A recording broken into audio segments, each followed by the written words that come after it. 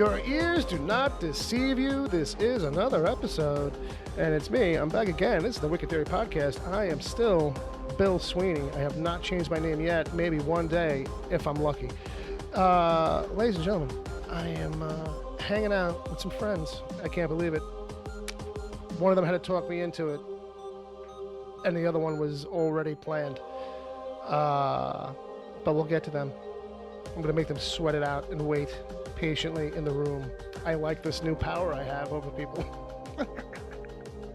Mostly I'm an asshole.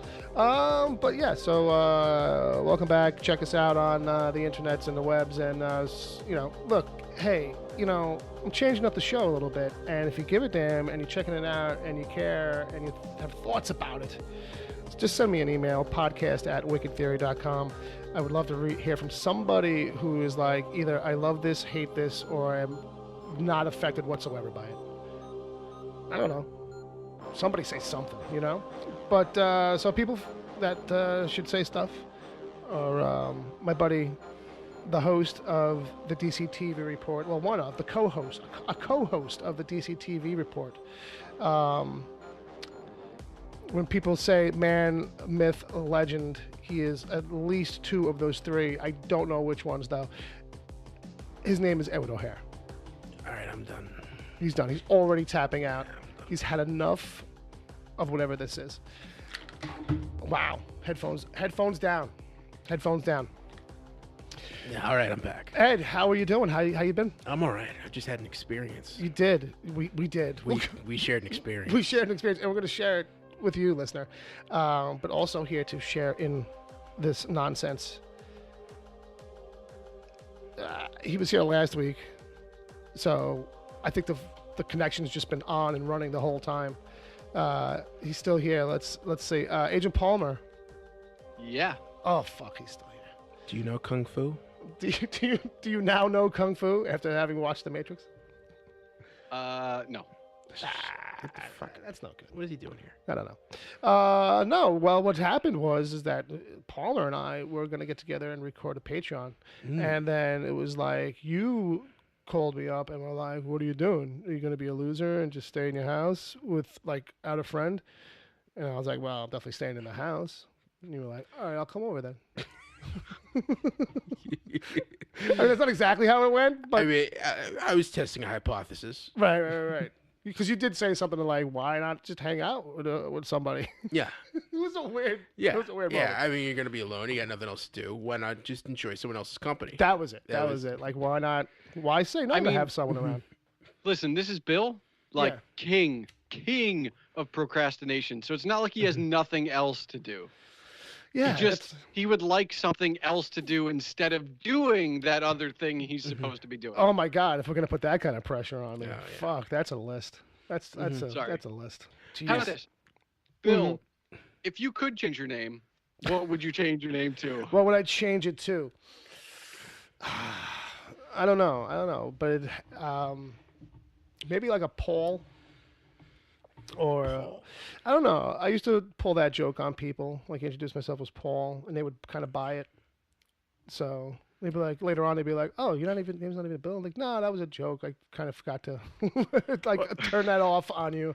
Like you do something as a goof, and like would get sidetracked. You know what I mean? What is this, like an Art Vandelay kind of thing? Yeah, a persona. I need a persona, Jerry. I'm buck naked.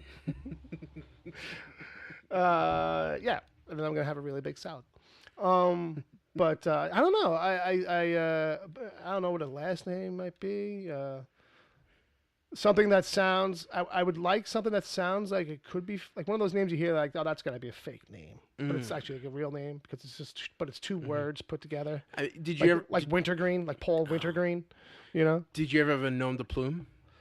I did a little bit. Like when I was younger, and like always in the back of my head, I was like, oh, one day if maybe I'm a writer, like because I didn't like my name. Like I went through that phase where I didn't like my own name. Oh. So it was like, to try and put that wall up of like anonymity kind of thing, like have a fake name, a writing name for that because of that reason, like but it was William Tobias. William Tobias? Yeah, which You Yeah. You started a podcast and went the other direction. Like I'm Right. really surprised. Like the first few episodes, it wasn't like this is the Wicked Theory podcast. I'm William Tobias. Like you were just like I'm me. Like you. Yeah. I mean, at that point, it was like,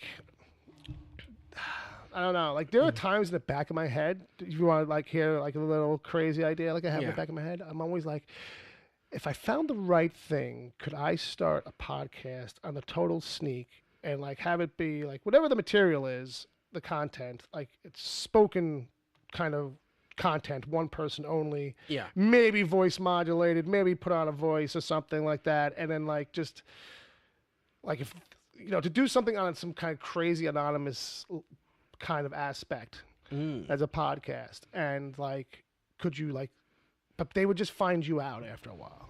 Like if it got big enough, people would just, because there's sleuths out there, you would only have that anonymity for so long, like Maybe. I just feel like they'll find the trail, William Tobias. But I mean, look, that was a name I came up with when I was a kid, like when I Do you didn't. like it? No. Now was a Nom De Plume? No, I would not. Especially not that I shared it now too. But it's obviously dead to me if I'm sharing it. But I don't know. So that's as close as I got. Either of you ever had that wacky thought? I always thought just to throw in the middle name and just go by Ken Edwards. There you go. That sounds like a senator. Yeah. Isn't that a senator or something? Well, there's John Edwards. John Edwards, I guess. Yeah. Ran for president. And also that guy from Sci-Fi Channel who was like, anybody with the letter K? Anybody with the letter K in their name? Like 5 people. I know. I'm seeing something red. Red? Is it red? I pulled that out on somebody one day. I did the whole John thing fucking to them. And they were like, no, but it's all real. I've never been able to do it successfully again. It was one of those times where I was like trying hard to make the point on how fake he was because I fell hard on that show initially. And I was like, this guy's amazing. And it's like, yeah, he is. But at doing that gag, of doing that trick with a group of people, of honing in and finding the story and doing all that shit. So it's not magic. It's just, he's really skillful at playing people. But I managed to pull it off in a conversation thing. I'm like, he comes in and he's like, all right, anybody? I was like, watch, I'll do it right here. Like, I was like, all right, does anybody have like a relative that recently died, like in the last like 2 months, 3 months? And like, I did actually. And I was like, all right. I don't know if it's cancer, but I feel like it was like long and drawn out, like, but so it's like, you give yourself these 2 outs, like, really vague shit. And you just kind of like stay vague, but you hone in a little bit. And I don't know how far I really went. I don't really remember, but I do remember like it being like, all right, like I had to pull out. I knew from being funny that I had to pull out before I started to fuck it up. So maybe we only got like 4 questions in. But it was one of those few times like I was really like, oh man, I wish I had that on tape or something. I felt like really proud of that little moment. I always thought Ken Edwards sounded like a janitor. Like a, it does kind like of. he's, It sounds like staff of some kind. like a guy who uses his hands for a living, Yeah, Fixes his own car, for sure. Like, and really hates like modern cars now, too, because you can't fix them yourself. I can't even change my fucking oil in this thing. What about you, Palmer? Ever besides? Fucking Palmer is. Well, yeah, I guess. I was right? gonna say like, the does it odd not thing- like it? Because like that's how you like.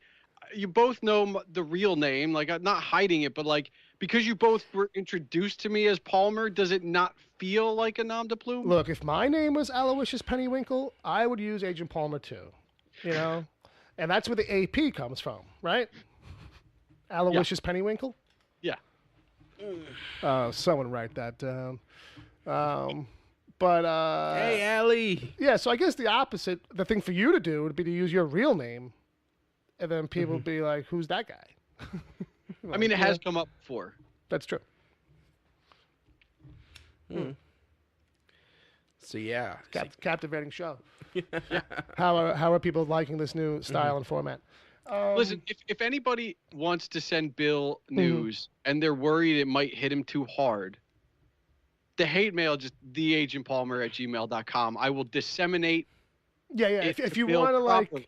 send Like the, if you want to be incognito Right, in right, your right. criticism or praise, I don't know why you'd want to be in well, maybe whatever. you know. See, You know, this is weird because you're like willfully asking for it. Usually, like, you know, our buddy Jay would just like throw it upon you You're gonna on- handle this. on 7dag. Yeah, send all your hate mail and dick Yeah, pics right. to theagentpalmer@gmail.com. Yeah. That is part of the Mm-hmm. like when he gives out like the mantra and like the whole spiel of all the stuff. Yeah. And reach out to us. But if you got hate mail, send it to the Agent Palmer. He handles that. But if people do really kind of feel like that, like, well, I'm not digging it, but I don't want to say something, send it to Palmer and he'll get word to me and he'll keep it confidential. When was the last Yep, time you got? When was the last time you got a dick pic, Palmer? Yeah. a couple months ago, they said it on How Was Your Week, and Dan sent me a Dan Evans from Deconstructing Dad podcast. I think it was a Dick Cheney pick. Oh. I'm not sure. He did for a Could have while. been Christian Bale. Couldn't really tell. He did do Dick Van Dyke for quite a while. So I feel like he ran that course. He ran that. Well, you know, you got to switch it up. You know, You do. there's a lot of dicks out there to pick from. Well, which That's Dick true. Van Dyke was it? Was it? He Dick Van went on Dyke a show? Mary Poppins run for quite a while. Oh, he didn't go diagnosis murder, Dick Van Dyke. No, he did not. No one wants to see an old dick. You know, Yeah. old dicks really bring everybody down. Just gonna say, it's gonna be the one to say it. But you know, the real trick when you have to. I'm already setting myself up for this one. The real trick when you have to try and pick a dick pick. Fuck. I had it. What was it? The trick to pick a good dick pick. So Doom Patrol, the finale was this week. Trying to make up a brand new tongue twister about dick pics. The trick to pick a good dick pic is to pick a dick pic that's not too tricky. I don't know, something like that. You got to do it forwards, backwards. You know, Yeah. You know, Peter Parker. It's gotta be Peter Parker picked a peck of pickled porkers. You know, pickled peppers. whatever. Hey Ed, Yeah, did you listen to the last episode of the Wicked Theory podcast? yeah, You did. I wasn't sure if you did. yeah. I did. Oh, okay. Yeah, you get it right. Yeah, you guys nailed Really, it. not much more to say. It's about right. Okay. Yeah. Were you surprised I hadn't seen it? Yeah.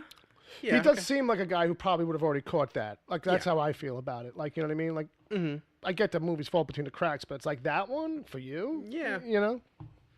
Yeah. But if anybody didn't catch that, yeah, last week's episode, me and Palmer went a little deeper on the Matrix. Have you watched any of the sequels yet? I have not. That was the one thing I thought about during the edit that I never asked you. Was like, okay, does this make you want to go watch the sequels now, anytime soon, or with any kind of Yeah, hard I don't interest? have like a oh my god, I have to see what happens next. I'll get to them. Right. Yeah, I will tell you. In film school, Sure. when I was in college, The Matrix was used as the prime example of postmodernism in film. There you go. Wait. That was the prime example of postmodernism? Yes. Okay. Well, there's a lot of excellence going on in there. You know, say what people may want to about any of the aspects of the story, but the technical level stuff is undeniable. Yeah. You know what I mean? Yeah, and also the philosophy that's going into Well, it. that's what I'm saying. Yeah. Well, that's what people Yeah. might, you know, when it comes to story and actually all that stuff, it's like anybody Yeah. can kind of spin anything anyway. But what's undeniable, usually on a good movie, Yeah. is the technical shit. Like, Yeah, you know, yeah. From an artistic point of view. Right. Everything else is kind of subjective a little bit. Yeah. Like, you know what I mean? You could even say stuff looks hokey, but it's like, yeah, but at the time, it's undeniable that was breaking new ground. You know, it's fucking man. That guy's like leaning way back, bro. The way it tests the limits of reality and those kinds of things. Yeah, man. It was deep, bro. Let's go deep into the Matrix. We already did. We did. We did. Which That is was last which week. is like Matrix Reloaded. To me, that is like top 3, maybe biggest pop culture disappointment of all time. Yeah, that's yeah, well, yeah. It did feel like that at the time Ed. too. Quickly, what are the other two?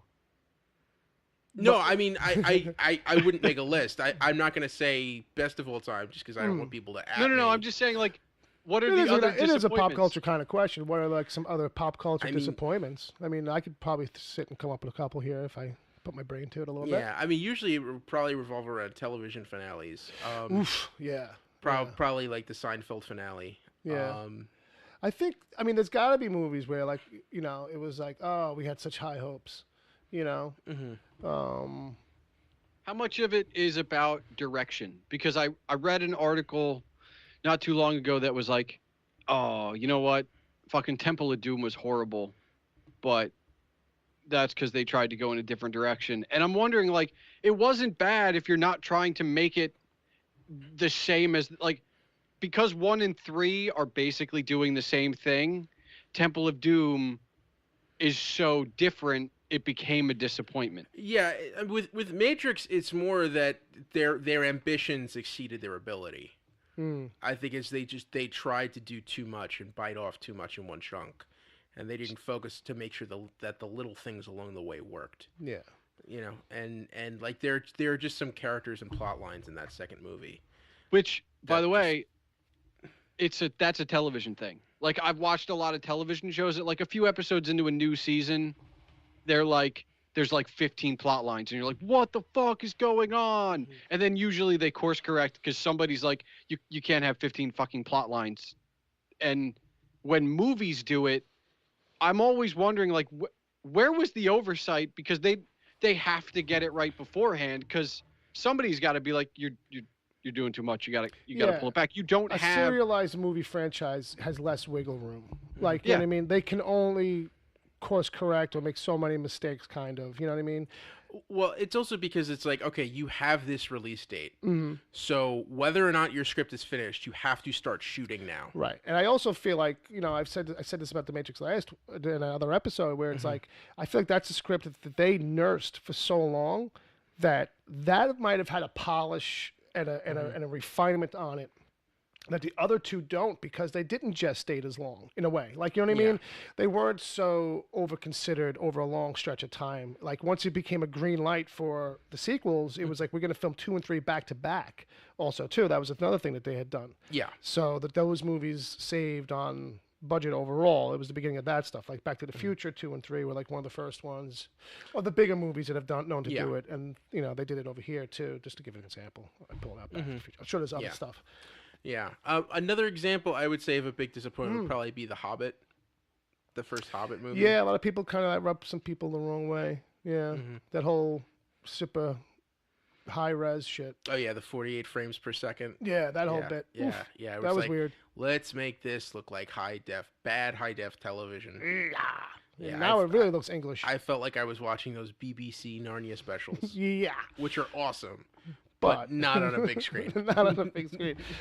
Suddenly everything really felt as artificial as it was on set. Yeah, like you could see the costumes were costumes. Yeah, and, like you could see the prosthetics, the beards were just the makeup glue on. You know, they just felt phony. And whereas it's like, does the slightly softer lens really hide that much? And I guess it does. That tactile kind of nature of film, or just that's part of it. I think the other part of it is, that's the first movie to shoot in it, but they were using all the same makeup and costume techniques that they had been able to get away with before. Right. So it's like, holy shit! Like, I mean, just one test run would have been like, either we have to update all of our makeup and costuming, or maybe we shouldn't do this. Well, that is kind of a question. Yeah. It's like, nobody kind of really got that vibe, or was it already like too late? We're already full steam ahead here, guys. Yeah, I think Peter Jackson was so much like, he wanted to do what James Cameron had done with 3D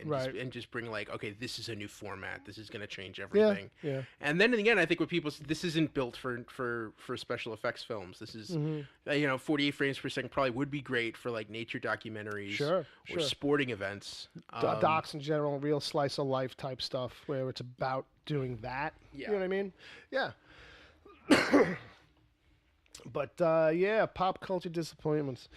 I don't know. Yeah, TV shows cliffhangers. I mean, we just had Game of Thrones. I know Palmer doesn't watch it, but Ed, you saw it. Yeah. You know, as somebody who... Oh, I've already been over this, man. You've covered this ground with people already? Yeah. Talk to death about it? Yeah, me too. Yeah. Me too. From the outside. Yeah, what's your outsider thought? Because I don't really care for spoilers, but I feel like watching Game of Thrones reactions was like its own little sport for me. Oh, yeah. So, like, Sunday nights, I would get on Twitter and see, like, what was going on, especially for the last 5 episodes. And then Monday, to watch a fandom divide itself so many ways. Yeah. Like, it was astounding. It was like, all right, okay, everybody loves where we're going. Okay, all right, I got that. Next week, half the people hate it, half the people like it. The following week, the people who liked it hated it, and the people who hated it liked it. And just watching the drama unfold of, like, the discussions and people like, I don't want to spoil it, but, or, you know, like, and it was just interesting to watch the dynamic of the fandom, which was its literally own separate thing. And I don't know if people that were in it, that were watching it and living with it and having the discussions, like, paid that much attention to, like,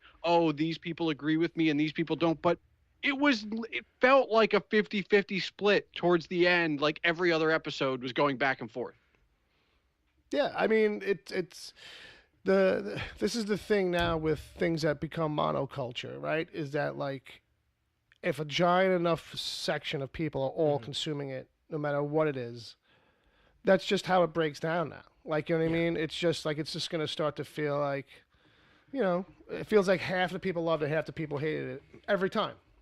Whether or not that's even true or not. Like, you know what I mean? The way that the coverage goes of it and all that stuff. But I think the fact that so many people were dissatisfied with where Game of Thrones ended up is really kind of like, that feels genuine to me, as opposed to, like, other times when I see something happen and it's like, oh, look at the negative reaction. Like, everyone's kind of like sites are reporting about the negative reaction to a thing. And usually that feels, you know, a little manufactured or a little kind of like overblown, because I know that the percentage is not really that big. Yeah. But I feel like here, finally, like, it was like, nah, people were really kind of annoyed. Like, yeah. Since you both watched it and you both consumed a lot of pop culture over the years, so I want to ask you what could be a dangerous question, but I hope it's not. In 15, 20, 30 years, looking back on this finale, is it going to, like, is time removed away from watching and being invested in this show going to change anyone's perspective on the ending?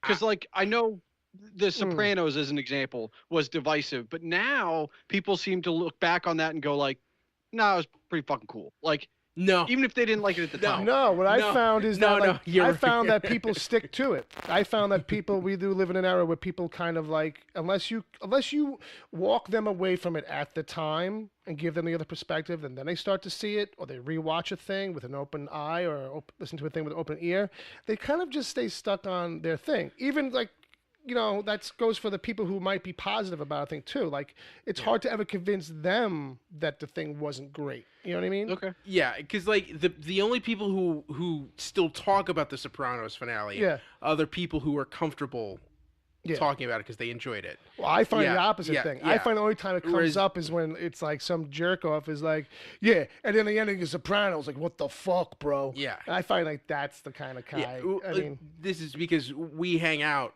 or, you know, we know a lot of bros, Italian guys over 40, right? Yeah, bro, like, that was fucking bullshit. It was fucking bullshit. Like, what the fuck is that? Fucking bullshit. What the so fuck was that?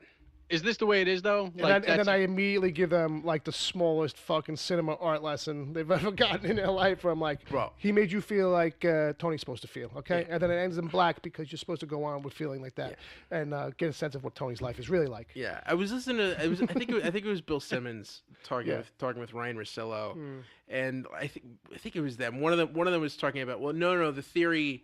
The prevailing theory is it's that the viewer got whacked. The viewer got taken out. Sure, that's why. The thing. Yeah. That's why you don't know. No. Because you got taken out before the series ended. Okay, whatever, guy. Whatever. At least you're thinking. I'll give it to you, because at least then you're trying to get creative, as opposed to just being like annoyed and don't really want to think at all. Mm-hmm. I'm like, what? Like if, because here's the thing sometimes when I'm watching something, right? If I don't know what's going on and I'm confused, I have to think, why would I be confused? These people are telling a story. These people are trying to explain something. Either I'm not picking it up, or I'm picking up like the wrong things. Yeah. So it's like, wait, they're trying to tell me something here. Like that one scene, the end scene in Sopranos, is like no other scene in the show. Like, you know what I mean? Like the family is coming together for a meal at a local spot that's like a hole in the wall, basically. Yeah. And it's like, you've never had one of these scenes. It starts doing odd things, like Meadows taking forever to park the car. Like, you know, there's a shifty guy at the fucking sidebar over here. What's that about? Like, you know, and, you know, all these other little small elements that are supposed to make it not feel like there's something different here. Pay attention. Yeah. Like, you know, instead people just like, they get so worked up about what they actually are seeing, like that they can't really kind of see just a little bit past it. That, oh, no, we're trying to do a thing. Yeah. Like, this isn't just a regular moment. Don't you feel that there's something different here? It's supposed to be a clue that, oh, like, sit up, pay attention. There's something different here, you know? But not everything, you know. So I said to somebody recently, because it came up, I was like, oh, so what, are you still mad about the fucking, the Pine Barrens episode? You still want to know where the Russians are? Are you one of those people? And he was like, no. He was like, no. I've left that alone. I gave up on that. I get that. I'm like, all right, well. Wait, hold on. not that I want to be this guy, Bill. Right. But he gave up on it, and he doesn't. Or he cared, and then he gave up on it. Giving up on it doesn't mean you don't care anymore. It just means you've given up. Like, I do still want to know where they are, but I'm not going to ask anymore. Yeah, that's fair. Like, that's probably more like it. Like, you know, he wouldn't mind the answers. But how about this? Yeah. How much of it is art, like, for art's sake? Like, you're confused, but maybe that's the point. Maybe that's what they're going for. I mean, because that's just as much of a choice. Yeah. And I think that could be a thing too, in certain scenes or in certain movies or whatever. But I think the thing with Sopranos was that it walked a fine line in its appeal to people who kind of like saw it as trying to do smarter things sometimes, and other people who just like, you know, couldn't wait for someone to get whacked or wanted to see the real mobby kind of machinations and the crazy, like, oh, who's gonna get hit with a phone, like, you know, the randomness of it and stuff like that. And you know, that's the dichotomy, the split on that audience, you know what I mean, is that people who kind of got it in total, and then other people who are just kind of waiting for the thrill of it every week, you know, like, oh, it's like nothing's happening, and I'm like, what do you mean nothing's happening? Fucking, like, you know, and it's like, oh, you mean like nobody died in like, you know, this week's episode, no one's got their face fucking smashed in, which, you know, one of the two always happens, but you know, these are guys who loved Oz. You know, like, yeah, man, we got to be killing somebody or poking an eye out every 5 minutes. Jeez. You know, Oz murdered people like, you know, like people have meals, you know, like on the clock, regular, scheduled. Like, we're going to, like, every episode, at least like 5 people died on that show. Brilliant in its own way, but, you know. Damn. Oz. Good times. Let's talk about the fun stuff we watched this week. Okay, Oz. Fucking Schillinger raping another guy? No? Okay. Doom Patrol. Oh, man. I know some people, you know, it's an outlier service, so not everybody's got it. But, man, oh, man, like, fucking, you know, it's weird on top of great, on top of, like, oh, my God, finally, like, I get Alan Tudyk now. Like, Alan Tudyk makes sense to me now. As I was like in this role, or no, just as an actor, like I buy him now. Like as I was explaining to Sarah on the DCTV report this week. Sure. This show has everything. Right, and I said to you, yeah, that sounds like a Stefan bit. Yeah, like from Saturday Night Live. Yeah, absolutely everything you never thought you wanted on a television show. Right. You will find it in Doom Patrol. Yeah. You've got fucking, you know, just, all kinds of robots. You got guys, 1950s bodybuilders. You got, sounds like a Stepan bit. You got giant rats and cockroaches. Yeah. You got one guy, he flexes his muscle one way. He opens a portal to another dimension. He flexes his muscle the other way. He gives everyone within 100 yards an orgasm. That was the craziest fucking thing, right, that I thought I could ever see, right? Palmer, I'm just going to spoil this. Fuck it. That's fine. If people don't want to hear it, they can, scrub ahead. So that's basically what happens. And it goes on. Yeah. It's a little overlong, on purpose. It's like a whole minute or so of people, of a whole little street and people all over the place, just writhing, moaning, groaning, going to completion, basically, in their pants or whatever. Yeah. And Beard Hunter got way too into it. Yeah, that's not even. I can't even get into Beard Hunter. But and then and that's just episode 14. Yes. Because it went to 16. Yeah. No, it went to 15. Went to 15. Yeah. But and then it got crazier, Palmer. It gets even fucking crazier. I really can't recommend it enough. And hold on. Just when I forgot how much fun it was, because I was behind and I was catching up. I was like, God damn it, I forgot how much fun this fucking show is. Go on, Palmer. So I haven't watched it. Right. Anything. Mm-hmm. So you've seen the whole thing, and I don't really give a fuck about spoilers. But for those who scrubbed ahead and do care about spoilers. What's your pitch? Convince me. I don't know if I'm going to, but convince me as the audience to watch this if I'm not. There's no pitch. You just watch it. That's the pitch. That I would have trouble. That I would have trouble trying to really put a pitch together that would kind of really be succinct enough. You know what I mean? Yeah. And really kind of sell the weirdness, the fun, the ability to kind of be dealing with a lot of these heavy topics and stuff like that, but still be kind of goofy at part of its heart, and as dark and as fucked up as anything else at the same time. It is juggling multiple kinds of shows and themes within it with deftness, successfully. Yeah. That I didn't think this show would be able to pull off.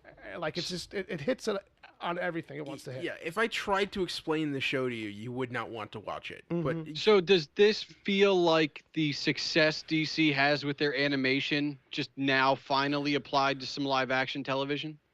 Well, I'd say, you know what, if that's because someone's already got some kind of already preconceived kind of feelings, and yeah, I guess so. But what I would say is that this is a show that really is the most faithful adaptation of a thing that you would just presume could never be truly faithfully adapted. It's got that going on. Are you jealous that this wasn't the treatment Preacher got? Immensely. You know what I mean? At my root, it is definitely a thing where it's I'm not even. Well, yeah, I got you. I'm not even that familiar with the Doom Patrol stories in and of themselves, too. I just have a peripheral fucking knowledge of them and how crazy and kooky it gets. I know of concepts that they've done and crazy characters and story setups, but I've never actually sat and read through any of them. So I'd really be interested in somebody who's more versed in that stuff to be able to kind of point out how much stuff it seems to me is really nestled in there, But I know it seems like they're giving all of these characters a fair adaptation. I mean, they've tweaked up the cyborg origin a little bit and kind of ingrained Niles in there. Yeah, a little bit. Not too much, though. But not so much. I mean, just enough that you could. But still faithful to the character. Yeah, Palmer.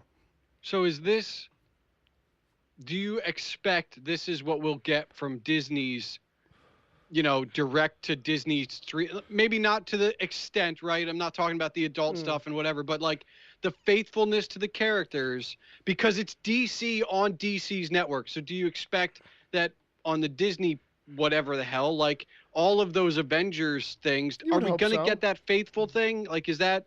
You would hope so. Well, I mean, I think that's a little different because you're dealing with the same actors and production teams from the movies. I mean, and the MCU does kind of follow a looser adaptation than DC tends to do with all of their TV stuff. Yeah, DC's TV stuff probably adapts closer than the movie stuff does. Yeah. I mean, because the MCU's already built. That world's already ready for them to live in. Here, they're still building it from scratch. I mean, even Titans. This is such a different leap from Titans. Right. You know. Well, it's the spirit. The spirit and tone of this is so, being quirky and about doing its own thing. And look,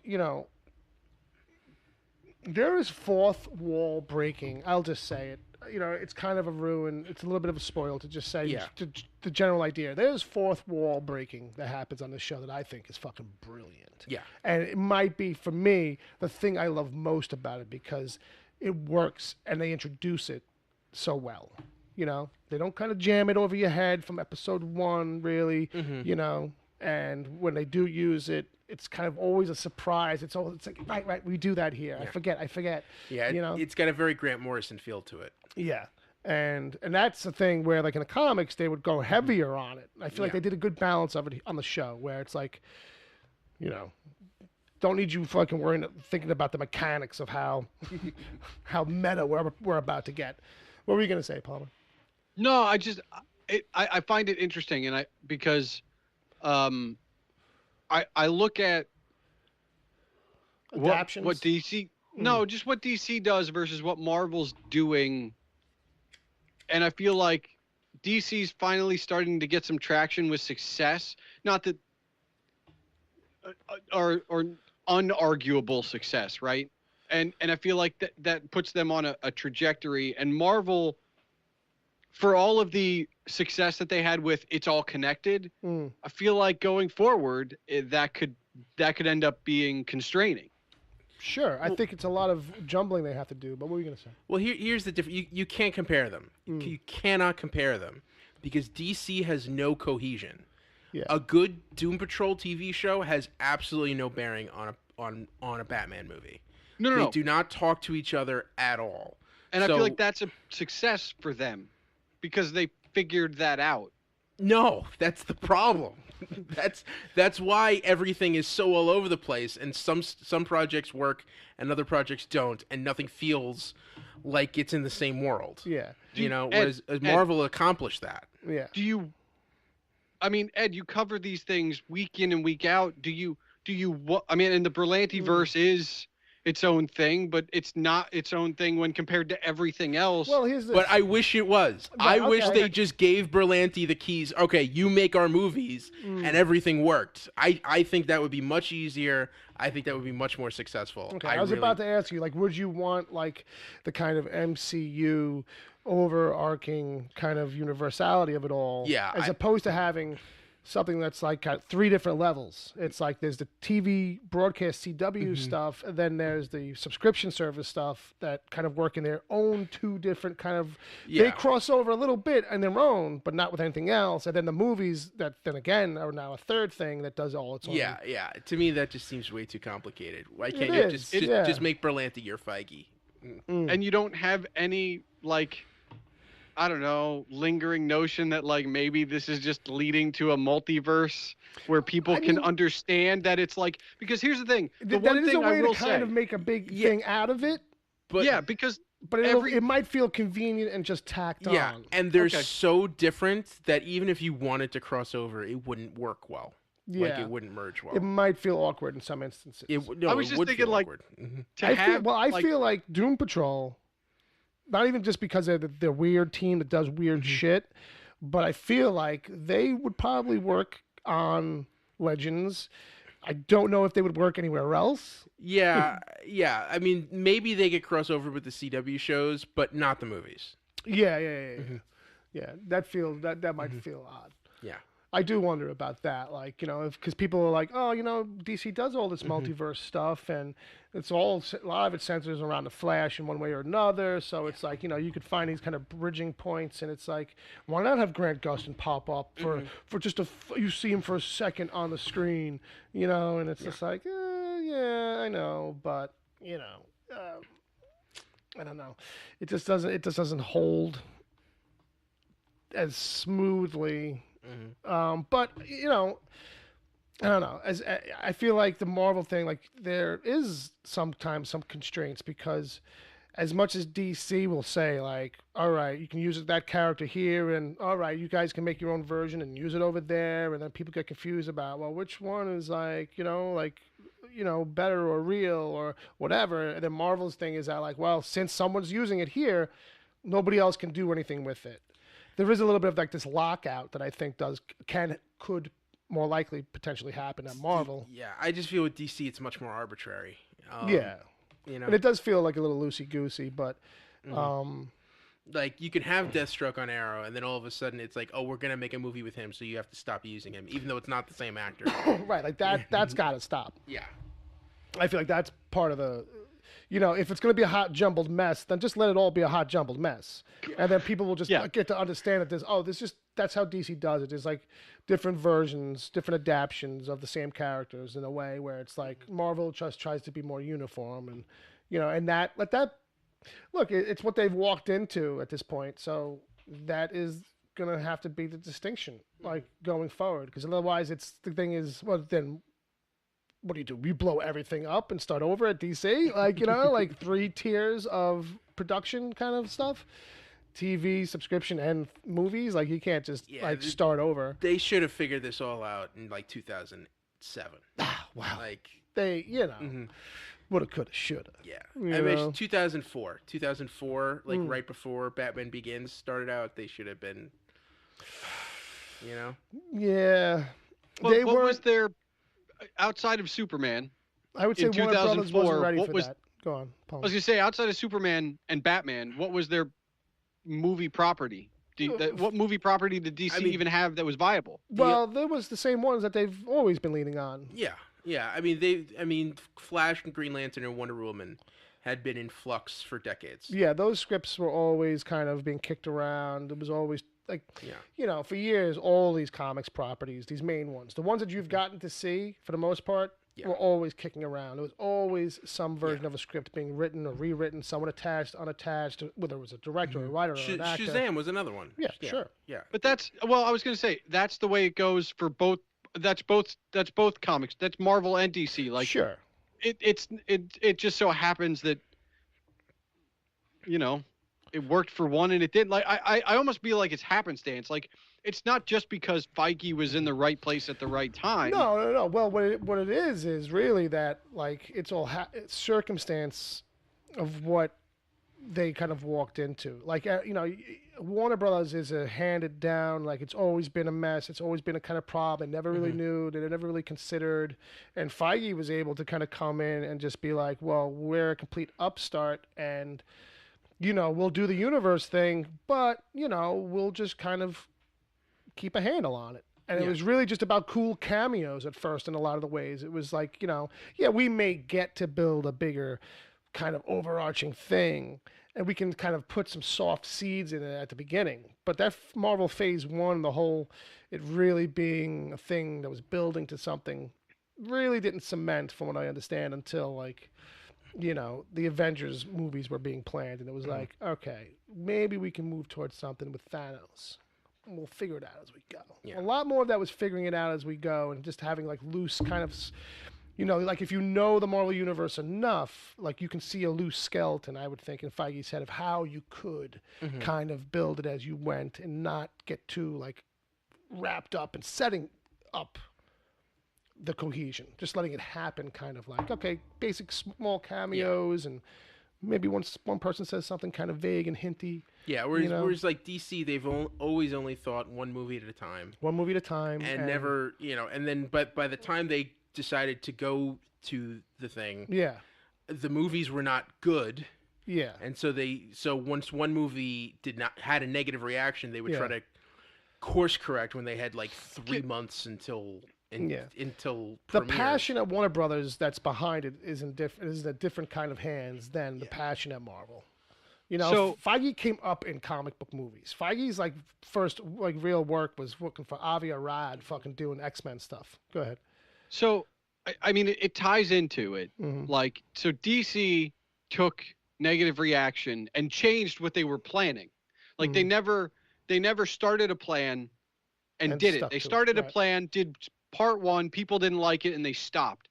So it leads me to the following kind of current thing, which is Sonic gets pushed back an entire year because people had a negative reaction to what it looked like in the trailer, and they just said, all right, we're going to fix it all. And it's like, like, I guess my point is with DC being like, oh, it's negative, we got to change. And with Sonic, like, it's negative, we got, like, where does it end? Well, like, no, because that's a completely different situation. Yeah.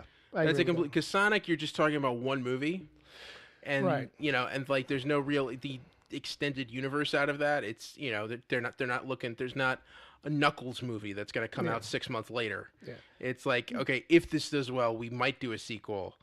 You know, to me, I get that, but they're both the negative like, let it play out. Like, just because, I didn't hit a fucking home run in the first inning. I hit a single. Oh no, they were expecting a home run. Yeah, like, but the difference with DC was that they'd already filmed the next 2 movies.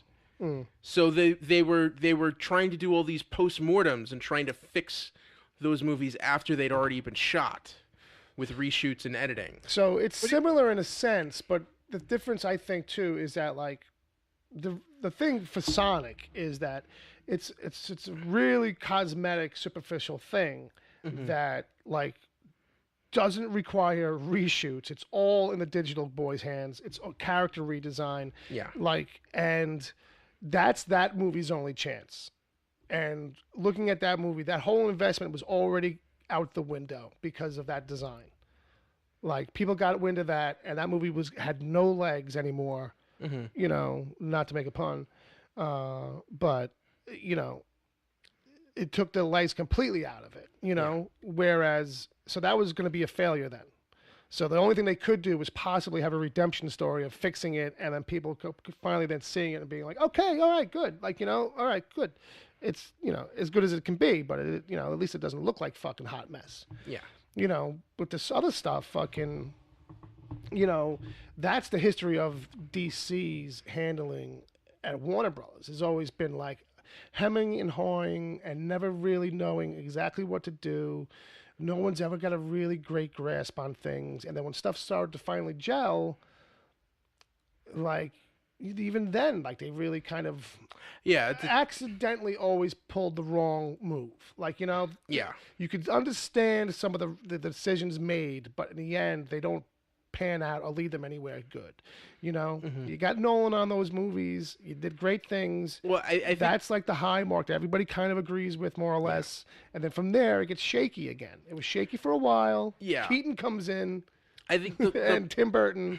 You know, they hired Zack Snyder to make a Superman movie. Yeah. And then after he made that movie, they decided, okay, we're going to parlay this into a universe. Right. And he was the wrong filmmaker for that. Yeah. He could do a stylistic Superman movie, maybe even a trilogy. But maybe the world building thing. Yeah. You know, but, and also too, I think the thing that's kind of lost was being lost there was the overall commitment to that the fundamentals of the characters and the stories matter as much as anything else. Yeah. You know, so it's about keeping the characters kind of true to their roots, which for all the changes Marvel makes to things, that's like the things that they make work is those kind of universal truths. It's why, like,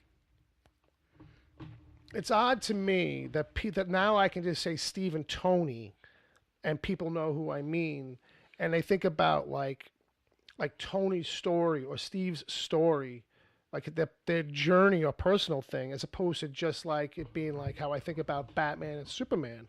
You know what I mean? In the movie's kind of context, where I just kind of think of them as the basic kind of action. Like, they never really kind of get their fair share of humanism. Yeah. You know, and that's what's kind of been missing since Christopher Reeve. Like, Batman and Tim Burton's movie doesn't really get a lot of humanist things going on with him. Like, you know, I don't really identify with him on a human level. There's none of that. There's no place for that. And I feel like sometimes Marvel kind of like the movies make them more human than the comic books even do sometimes. You know, sometimes in the comic books it can be less today than it used to be. But comics can be the superhero stuff can be very, like, going through the motions. Yeah, and there's a place you can go for that with Bruce. Yeah. But the movies are always afraid to. Yeah. Which is the sidekicks. Yeah. Which is the Batman family. And that's where that's his relationship.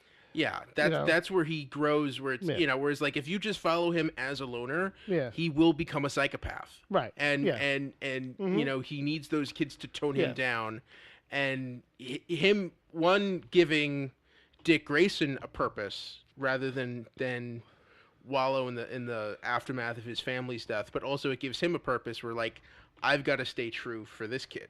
Right. Yeah, well, and that's the thing, and it's a weird thing where like his relationships with women never work out, but it's because he's got this family here, this in the cave. That's where his heart is. Yeah, it may not be quite love, what I mean, but the relationship shit. I thinking about it now, it's a mission, it's a vocation. Yeah, the whole thing of falling in love is not. There's no room for that. Yeah, and I think whenever the character tries to squeeze that in, the reason why it never really works or lasts, whether or not that character dies or whatever the story has, but the reason why it never feels like it works with that character, and they always have to bring it to an end, is because it kind of doesn't. Yeah, like he's at his heart, at his root, he's a loner, except for those that I allow into the team. So the only time he's ever going to find a girl that works is if she's on the Bat team, or she's the new like Oracle type and she works in the cave, and you know what I mean, and that's a storyline, you know what I mean. They always feel like they want to do it with Catwoman, but she's the outsider, she's the bad girl. Yeah, but Batman's kind of ordained himself in this mission of crime fighting, right? And if so that's why I mean, like, I feel like if the woman in his life isn't involved in that, isn't in that circle, isn't like the counterpoint to Alfred, at least working on the team on the underside of everything, maybe she doesn't go out and run rooftops, but like that's the only way that it'll work for him. Yeah. And not for nothing, it's kind of like a celebrity has to date a celebrity because they're the only ones who can understand each other's fucking those personal kind of things that their lives demand. That's the same thing there. Like the only person who's going to be okay with him running on rooftops and getting scars and shit is someone who would be on that team, So that's our Bat analysis. There you go. For this week, folks. Batman was in the notes. It was. But for a different reason. Yes. What was the reason we had it in the notes? Let's not talk about it. Fair enough. The casting stuff. Yeah. I'm all right with it. My thing is, like, just to see what fucking happens, okay? Look, you were saying it before the show, too. Everybody hated everybody before we finally fucking saw them, and then we love almost all of them. My favorite is, did you guys see the... I don't know, fanzine article from like the Keaton announcement from like way back in the 80s that went around the internet not too long ago? I think I might have, Mr. Mom? Yeah. It resurfaced again, and it's like a scanned... If I mean, people could probably Google it, but like it's a scanned zine thing. Right. And it's like, oh no, shit, this is what everybody said about everyone since then.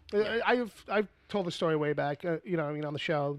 I remember I used to get Comics Buyer's Guide and the industry newspaper weekly mailed to me. And it's like in that pocket of time, I remember bringing it to school the next day because no one believed me the first day because there was no entertainment reporting that was going on like now. There was no internet, to that level, at least not for us anyway. And, people said the same thing. They were like, oh, fucking Mr. Mom. And I'm like, no, you have to see Clean and Sober. Like, because I had seen that movie where he plays a reform guy getting clean. I was like, no, he can act, bro. I mean, I hear you. He's short. Yeah. Pattinson's been doing a bunch of indie movies the last couple of years, like High Life and Good Time, and I got to catch up on those to see what's... I think Good Time is on Amazon Prime. I think I saw that the other day. I was going to watch it. I'll also say this. Based on everything and I'm not the biggest Batman fan, but it's all based on with the script that's delivered, right? Like, I don't really give a shit who is in the suit. Yeah. You have to give him something to work with. Well, that's what it comes down to, right? It comes down to a couple of things. It's always going to come down to the director, the script, and the leads, on anything. And with something like this, it's, you got to take the faith in the director here, where if you know their work and they do good work which is the case with Matt Reeves. You know, he directed those Planet of the Apes, a few other crazy things. But, you know, this is a real passion project for him, you know, and he must have seen something. You know what I mean? It's the same thing with these other guys. You know, when they get cast, it's not like there's not a lot of... there's an insane amount of conversation that goes about casting these guys for Batman, unlike most other castings. You know, it's a harder sell. Do you know how many times he probably had of, like, even at his stage in acting, he had to fucking do auditions?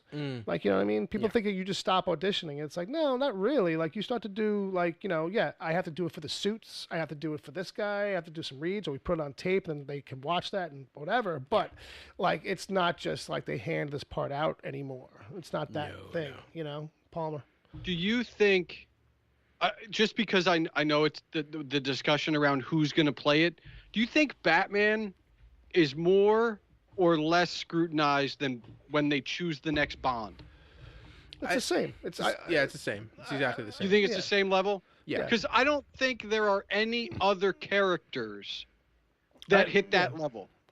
Probably not at this stage. I mean, like, if we start to talk about the recasting of, when it comes down to recasting Marvel actors eventually, that's when you'll see, like, maybe some kind of another crazy... Doctor Who. Doctor Who, actually. Doctor Who's a big deal. All right. I think, but that's, I mean, there aren't that many that are like a pantheon of, like, if you're that, you're that. Like... Yeah. And, you know, that's a thing, too, where, you know, that's a big commitment from an actor, too, because in a way, it's like, you know, if you stick to it for a couple of films... you know, or for a short while, if it's a TV thing like Doctor Who, like, you know, you're ingrained now into this lore, into this...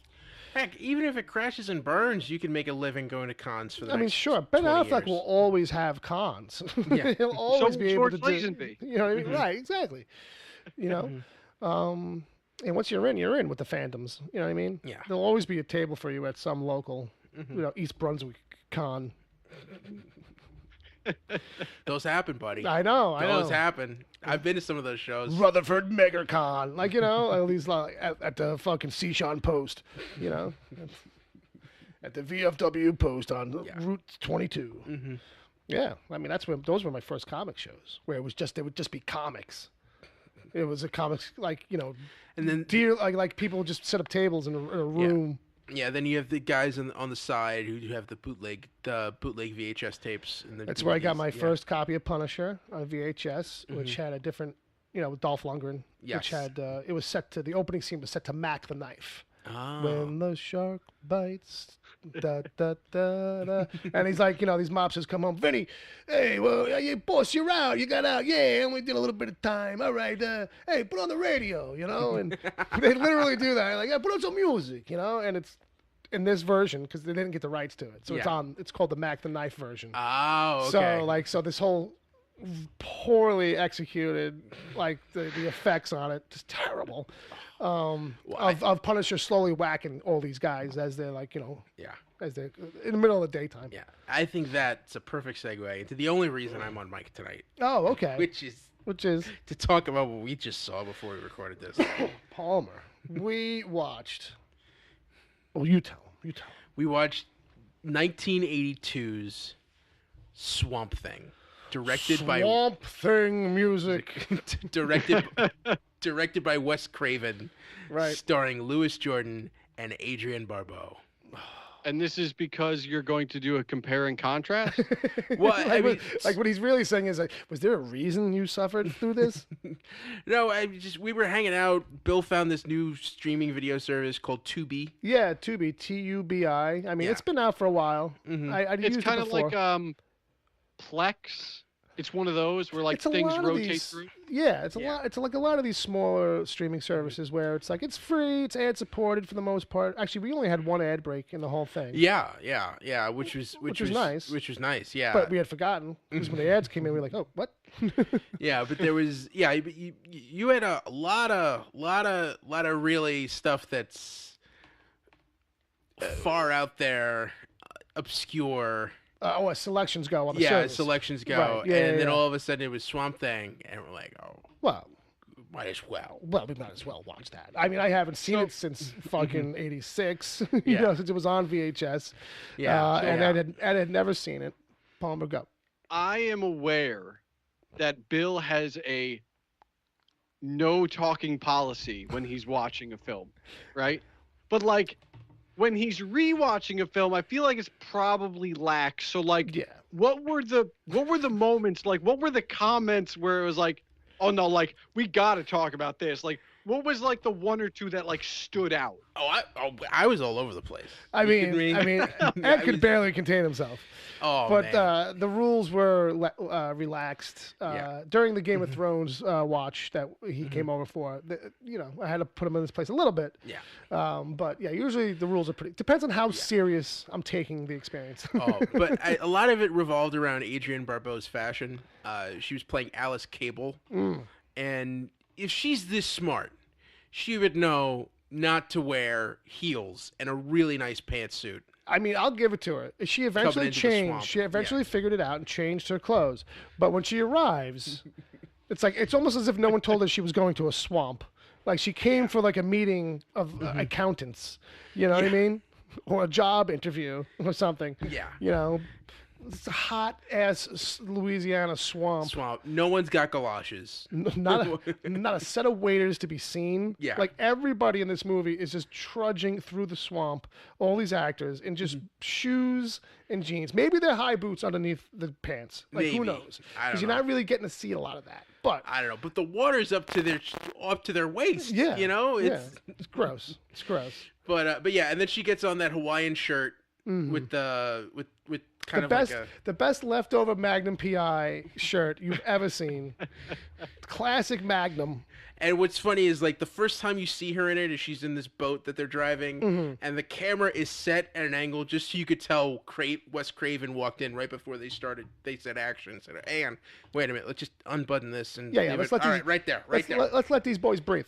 All right, let these puppies breathe here, lady. Fucking, and there is some.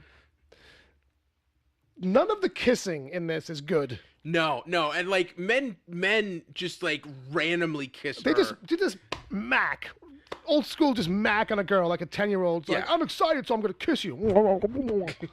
And like it definitely like should have had a reaction from her. Like what the fuck, bro? Yeah.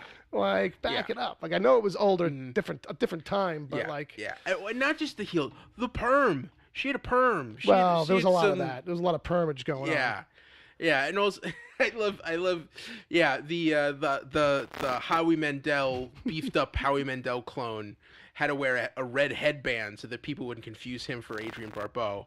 Well, you know, at a distance you really can't tell. Everyone's got a big head of hair, big head of brown hair. The red bandana helps, you know. But yeah, it was definitely one of those movies where there were some surprises. Yeah.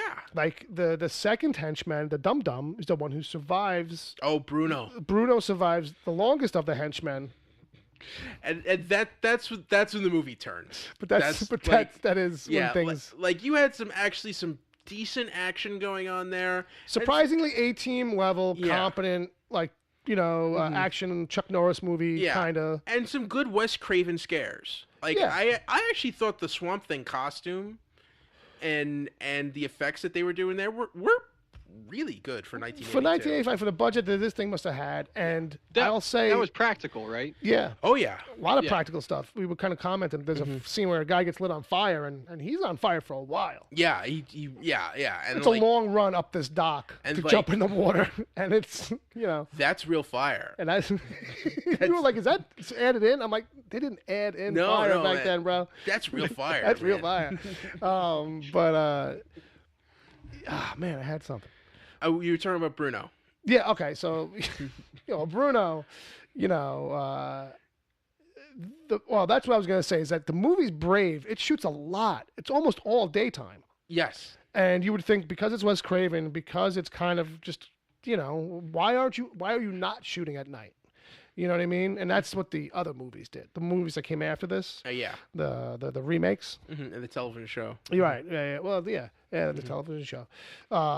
They shot more at night and hid most of that. And that's a much better costume in the other shows. You know, in those movies in the show, much more faithful. Yes. It was very weird and creepy at times though. They would do like these hold shots on his face in this version where it's like. All right. Yeah, it's like, disturbing. Yeah, I feel like it looks kind of like who's the guy who played Coach? Oh, Craig T. Nelson. Like Craig T. Nelson after like a horrible accident, and like they rebuilt his face or something. You know, like what happened to this guy? It's the peak on the nose that always gets me with Swamp Thing. They're not doing it right because they're not doing any of the like on the comics. It's like he's got all the roots and everything on his face too, and in here they're doing a very smooth kind of. Less detailed face. Yeah. But they got the weird bridge nose thing. And so he just kind of looks like an alien kind of. It doesn't hit me like classic Swamp Thing. But hey, look, kids, find it if you want to watch it. It's out there. It's available. It's a romp. Yeah, yeah. And you got Louis Jordan, who I know as Kamel Khan from Octopussy. Okay, you were like, what? I know that guy. James Bond classic. Also, he plays the main love interest in the classic musical Gigi. Which you wanna see. This was a Broadway hit in the 50s and 60s. Okay. I caught that movie on Turner Classic a couple of years ago with my mom. Like, you watched this? This is risque, Mom. You watched this as a youngster? No. It starts with Maurice Le Chevalier. We're already too deep, just so you know. The opening number is this like 60-year-old man sitting in a park singing. Oh, thank heaven for little girls. Oh, yeah. Well, that's where that song comes from, huh? Yeah. Because I've heard that. Yeah. And the whole movie about this girl who's training to be a mistress. For little girls, yes. Right? That's kind of like how it goes. Thank heaven for little girls. I think Opie and Anthony used to play it at inappropriate times. But he was in that, and he plays Arcane in this. They didn't even say Anton Arcane. Yeah, you got excited when you heard Arcane was in it. And I always kind of thought Arcane was Swampy's main foil. His main nemesis. So you just didn't know he was in it, so you were just like, "Oh, cool! We get the main bad guy. We get his Mr. Luthor. Is he gonna transform? We gonna get to see Anton Arcane with all the rotting and everything, and we saw it all right. Oh boy, yeah, there is. Since the problem is like what you're talking about with Swamp Thing. Yeah, that's actually kind of what Arcane looks like in the comics. Oh, okay. He looks like a gray Swamp Thing, but instead of plants, it's all like rot. Okay. And flesh kind of like falling off of him. It's this weird kind of because he's the avatar of the rot. Gotcha. As opposed to like Swamp Thing is avatar of the green, Animal Man's avatar of the red. Oh, look at you people learning stuff on this show. You don't get this on DC TV Report. You do. You will next week. You will next week. Coming soon to a podcast near you. Cool. Because I was never really sure. But yeah. You man, you tell them what Arcane's look at the end of Swamp Thing was, or do you want to spoil it, or is it?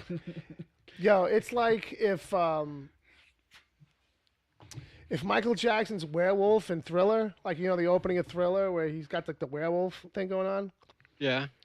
If that had a stunt double that got like, I don't know, dried out in a microwave, and that's the prop. Like that's the, I don't know. Like it's supposed to be like he's like a warthog or something, like kind of like he turns into kind of like that's like the base reference or something.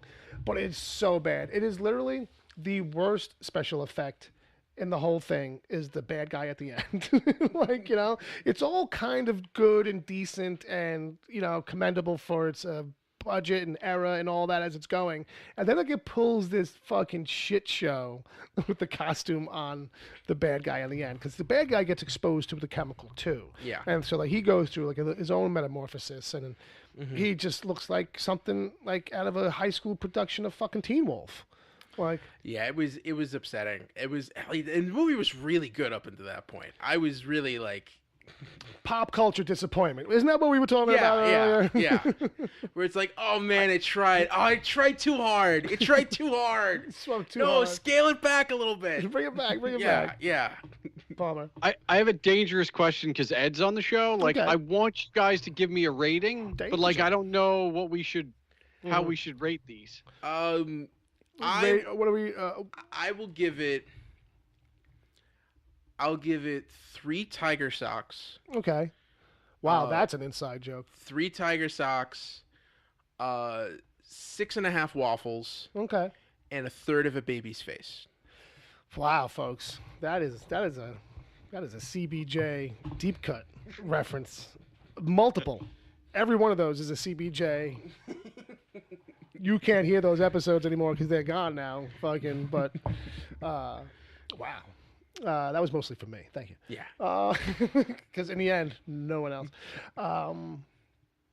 I'll give it. What are we rating? The Swamp Thing movie? Yeah. Yeah. I'm gonna give it. The points don't matter. Just. No. I know. I get the game. Yeah. I understand. This is definitely a Drew Carey thing. Yeah. The points don't matter.